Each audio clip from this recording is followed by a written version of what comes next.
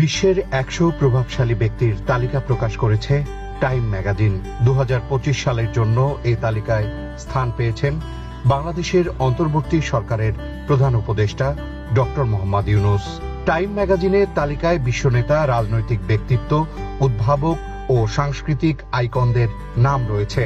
এতে ডক্টর মোহাম্মদ ইউনূসের পাশাপাশি Donald Trump, Elon Musk, JD Vance, ইংল্যান্ডের বর্তমান প্রধানমন্ত্রী কিয়ার স্টারমার আরও অনেকের নাম রয়েছে। এই তালিকা থেকে বাদ পড়েছেন ভারতের প্রধানমন্ত্রী নরেন্দ্র মোদী। এবারের তালিকায় স্থান পায়নি কোনো ভারতীয়।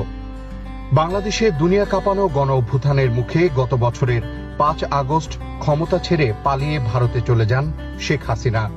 এর ফলে দীর্ঘদিন পর বাংলাদেশে স্বৈরাচারী শাসনের অবসান ঘটে।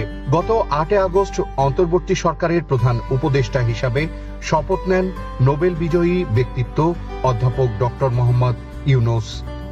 টাইম ম্যাগাজিনের এই তালিকায় ডক্টর মোহাম্মদ ইউনূসের নাম রয়েছে নেতা ক্যাটাগরিতে। প্রভাবশালী ব্যক্তির তালিকায় স্থান পাওয়া ডক্টর ইউনূসকে নিয়ে টাইম ম্যাগাজিনকে যুক্তরাষ্ট্রের সাবেক ফার্স্ট লেডি ও প্রেসিডেন্ট পদপ্রার্থী হিলারি ক্লিন্টন বলেছেন, ছাত্রদের নেতৃত্বাধীন অভ্যুত্থানে গত বছর বাংলাদেশের স্বৈরশাসক প্রধানমন্ত্রী ক্ষমতাচ্যুত হওয়ার পর একজন চেনা নেতা নোবেলজয়ী মোহাম্মদ ইউনূস দেশকে গণতন্ত্রের দিকে নেতৃত্ব দিতে এগিয়ে আসেন। হিলারি আরও বলেন, কয়েক দশক আগে ক্ষুদ্র ঋণের মাধ্যমে প্রান্তিক জনগোষ্ঠীকে ক্ষমতায়ন করতে ইউনূস বাংলাদেশে গ্রামীণ ব্যাংক প্রতিষ্ঠা করেন, যা কয়েক লাখ মানুষকে নিজস্ব ব্যবসা শুরু, তাদের পরিবারকে টিকিয়ে রাখতে এবং তাদের মর্যাদা পুনরুদ্ধার করতে সহায়তা করেছে। এই ক্ষুদ্র ঋণের সুবিধা নেওয়া ৯৭% নারী।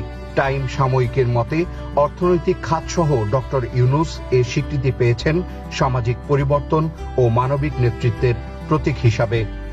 বিশেষ করে সাম্প্রতিক সময়ে তিনি বাংলাদেশের রাজনৈতিক অঙ্গনে আলোচনার কেন্দ্রবিন্দুতে উঠে এসেছেন।